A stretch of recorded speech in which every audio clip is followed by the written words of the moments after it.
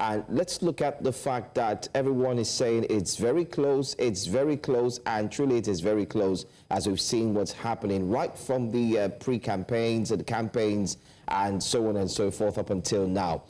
Could you share with us what the spirit has been like, especially with those who are in support of Kamala Harris, especially looking at the fact that she wasn't the major force to be reckoned with at the initial start, and then later on, of course, Joe Biden had to, you know, cede that power onto her.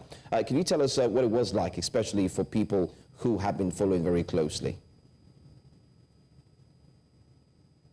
Roller coaster campaign, and you can imagine in the beginning of the year there was a long period of uncertainty for Democrats.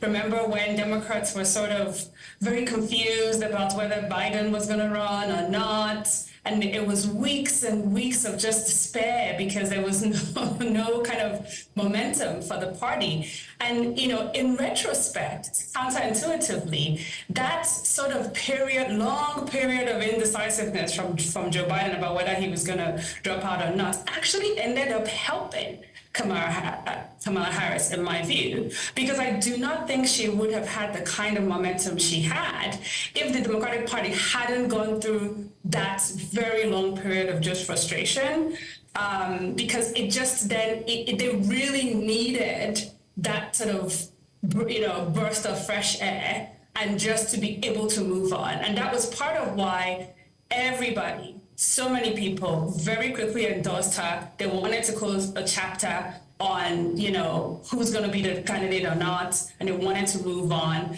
And she has ridden that momentum since, right? And I think people think she is closing with a lot of momentum. But to be clear, like you said, this is a very tight race. And I just wanted to give you guys some context. I work for a company called Eurasia Group. We're a global political risk analysis firm. We call elections for a living. This is what we do. We call a lot of elections. We do a lot of predictive analysis.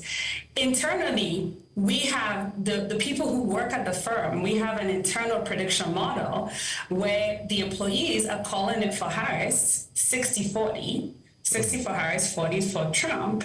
But our firm call, right, our actual formal call, our US team is calling it for Trump, 55-45. And so that just, gives you just how close this race is, right up to the last minute. But I do think that Kamala seems to be ending with the momentum at the moment.